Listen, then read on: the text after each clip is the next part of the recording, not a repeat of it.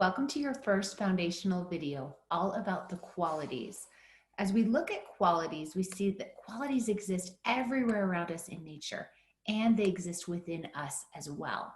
So in Ayurveda, the qualities and how they affect us and how they affect the world are really important for us to understand. So let's jump right in and see if we can get a better understanding of how these qualities affect each of us. There are 20 different attributes or qualities that you find in matter. Dr. Mark Halpern of the California College of Ayurveda said, by understanding the qualities inherent within matter, the physical nature of the matter is known, and the interactions between two different forms of matter can be predicted. That means that when we start to understand the qualities, then we're able to make predictions. We know how things are going to work once they interact. There are 10 different pairs of qualities. Let's go through them here. Hot and cold, moist and dry, heavy and light, gross and subtle, dense and flowing, static and mobile, dull and sharp, soft and hard, smooth and rough, cloudy and clear. You don't have to memorize all of these. As you start to understand and use Ayurveda a little bit more, they'll become second nature to you and you'll be able to see these qualities in the world around you. We really focus on some primary ones, especially the temperature and the density of the item. Now let's look at the elements. Quick review here. We have 5 main elements. When we look at the elements, it's important that we understand how they tie in with the qualities. So that's why we want to do this quick review. We list them here from the lightest element to the heaviest. So the first one is ether. Ether is the idea of space, connection, provides a container for everything else. It's the space in between things. Within your body, it might seem like everything is dense and compact, but there's actually space everywhere in the body. This space is the container for all the other elements to fill. It's basically the cavities or the space within your body. And it's also the consciousness in the mind. The more ether element that a person has, the more connected they are to their own consciousness. Air is the next element. Air is something that we can't see, but we can definitely feel it. The wind, the motion, the air that we breathe, the movement of our thoughts, the nervous system, our breath, the limbs. So everything that moves within the body is being controlled by air element. Fire. Fire represents light, heat, transformation. It converts who we are to who we're becoming. On a physical level, it's converting the food that we eat into our tissues. It provides clarity. It kind of clears away all the gunk so we can see what's really going on. It governs our digestion and our mental perceptions. So fire has a lot to do with discrimination and being able to perceive truth and what's in front of you. Next element is water. Water has a lot to do with the flow, liquidity. All liquids and oils and fluids in the body are under that water category. So all of the plasma, all of the blood, all of the liquids within that are part of water. In the mind, it creates emotions that are gentle, loving, and compassionate. So the water element is something that you see rise up when you get emotional and you start to cry. So there's a lot of water that moves throughout the body. And as we know, most of our bodies are water, but some of us have a lot more water than others, as we'll see. The last element, the most dense and heavy, is earth. Earth represents solidity, stability. It's the things we can touch. It's tangible. So wood, metal, plastics, plants, all the things around us, your physical body structure, so the muscles, the bones, and your mental stability. Without a lot of earth element, you're very ungrounded. So that makes sense, right? Earth and the ground. So those are all the 5 elements, and the elements have qualities. Now these elements come together to form the doshas. So we'll talk a lot about this in video 2, but just as a quick overview, we have 3 doshas, vata, pitta, and kapha. They are the constitutional makeup of our bodies and minds. Vata is made up of air and ether. Pitta is fire and water. Kapha is earth and water. The 3 work together. They create this beautiful relationship because we are all 3 doshas. They're within each of us. Let's go through each of these pair of opposite qualities, and we'll talk about how the elements show up and then how the doshas look. The first one is hot and cold. Fire is the only element that is hot. Every other element is cold. So anytime heat's involved, you know that fire is engaged. Because fire is one of the elements that make up pitta, pitta is hot. Pitta is the only dosha that's hot naturally. If for another dosha to be hot, Pitta has to come in and engage. Now, heavy elements tend to hold on to heat. So things like earth and water hold on to heat. The lighter elements like air and ether disperse the heat. So when you look on this chart, you can see that the cold elements are vata and kapha. Those doshas tend to be on that colder side. Vata is much colder than kapha because it's completely air and ether, whereas kapha has got that earth and water, so they hold on to a little bit of heat, but they're still cool. Pitta is the only hot dosha, and it's all the way over on that far spectrum and in the hot category. Moist and dry. The only element that is moist is water. So we can see that kapha dosha has a lot of water in it, a lot of earth element, so it's all the way down on the moist side. Pitta is fire and a small amount of water, still considered moist, but we also call it oily for pitta because when you get that fire and the water together, it actually creates an oily characteristic. So it's down towards the moist side as well. Vata is all air and ether, no moisture there, so it gets to own the dry side of the spectrum. Heavy and light. Earth and water are very heavy. Fire, air, and ether are light. We can see that just looking at those different manifestations of the elements. Now, kapha dosha is earth and water, very heavy, all the way down on the heavy end. Vata is air and ether, very light, all the way down on the light end. Now, pitta kind of teeter-totters between the two. We categorize it more light, but because it has the water element in it, it also has a little bit of heavy. So it's really neither heavy nor light. But when you see pitta listed in a chart, it's going to put it in that light category. And you'll see that at the end when we talk about it some more. Gross and subtle. So earth and water are gross elements. That just means that they're tangible, they're large, they have substance. Air, fire, and ether are subtle. They are not tangible. They're small. They don't have a lot of substance. You can't hold on to them, right? You might feel them, but you can't hold them and grasp them. So the gross elements, earth and water, make up kapha. So kapha's all the way down at the gross end. That just means kapha has more structure, has more form. If you meet someone who is kapha dosha, they tend to have more solidity. They're more stable. They tend to have a little more space that they fill up in the earth. Now, vata, air, and ether, very subtle. You can't grab onto it. Ether is so subtle, it has very few qualities. So vata's all the way down on that end. Pitta, on the other hand, because it has that fire in it, it is a little more towards the subtle side. It has a little bit of water, but not as much water as fire, like we talked about. So we put it on the subtle side. Dense and flowing. Earth is the most dense element. We looked at that on that beginning chart where we listed all the elements. Water is the next in density. Now, water and fire are able to flow. You think of water in a river, it's flowing. Fire can flow over things. If you've ever watched a wildfire, it's very flowing. It moves. It's not held up and restricted. It kind of goes all over. Air and ether are also very flowing, but not quite as much as water and fire.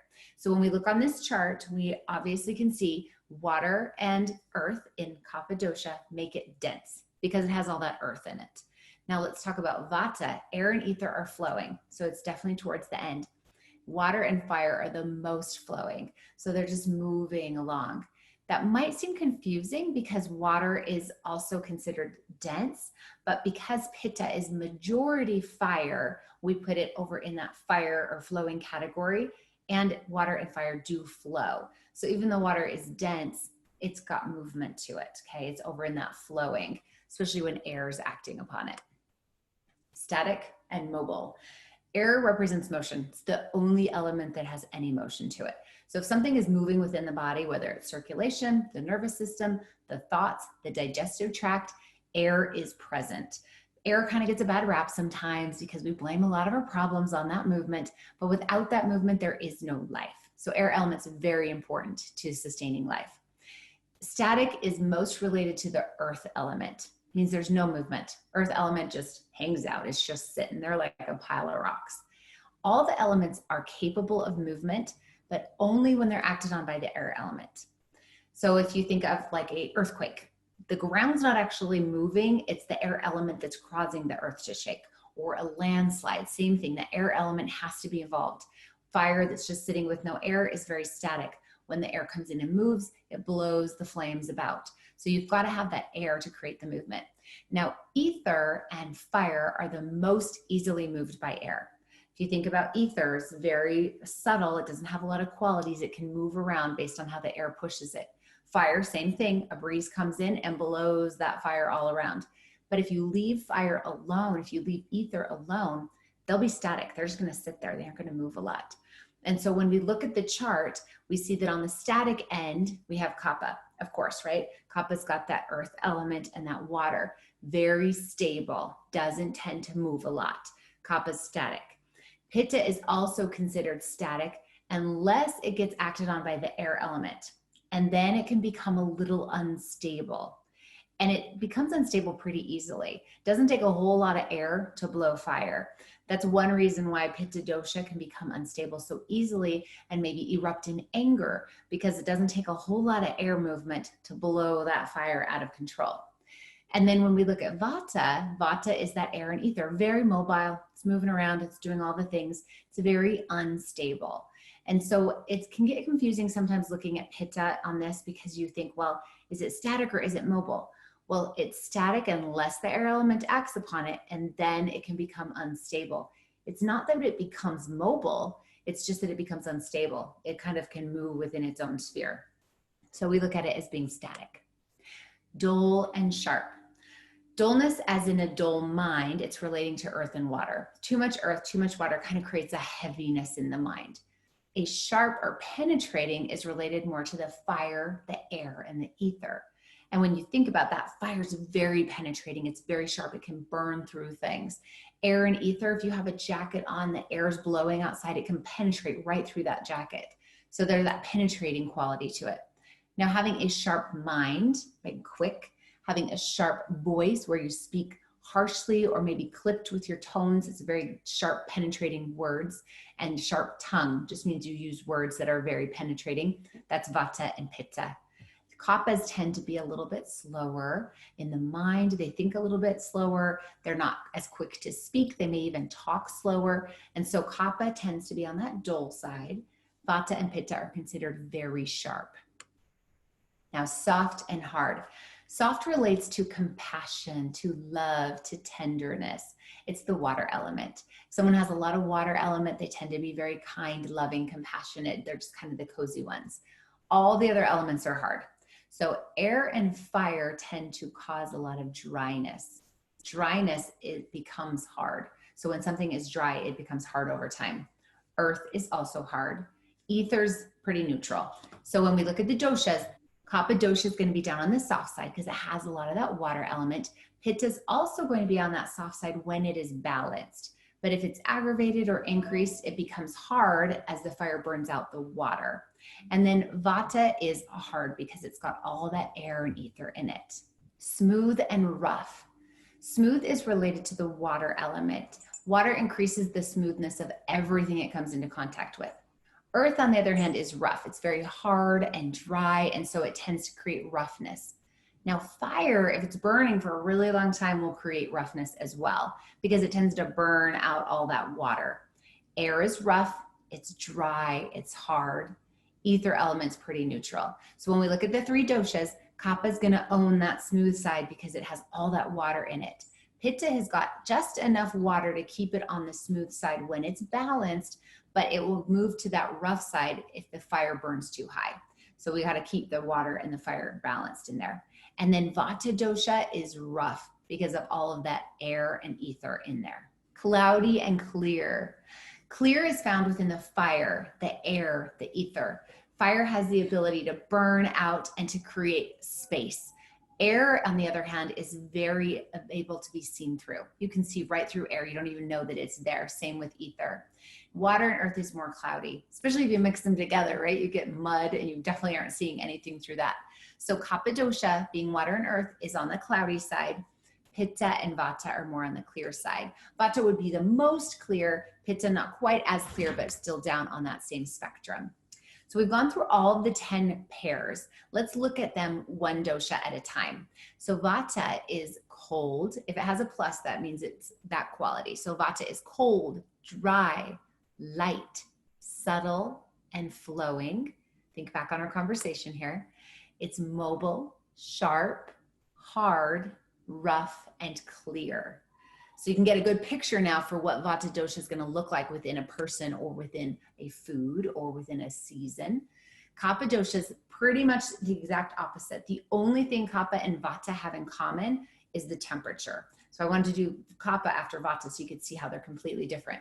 Kapha dosha is cold, moist, heavy, gross, dense, static, dull, soft, smooth, and cloudy.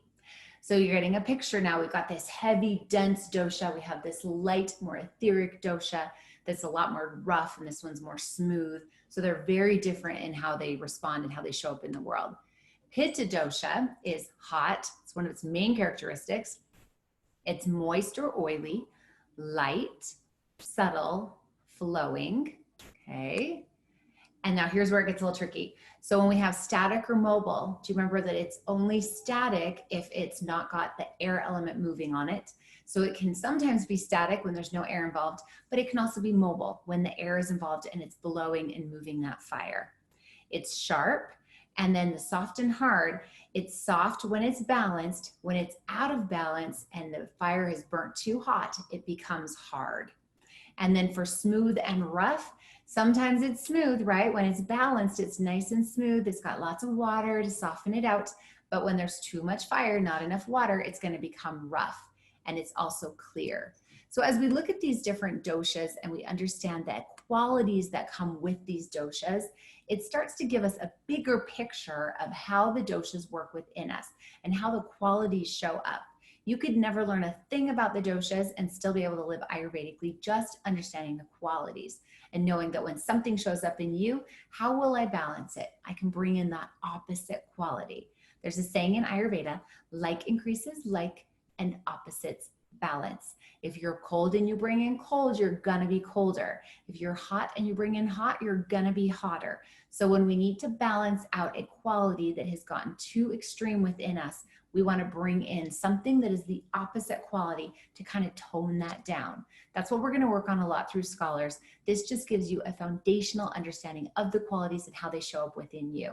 So enjoy video 2, and we'll see you within the program.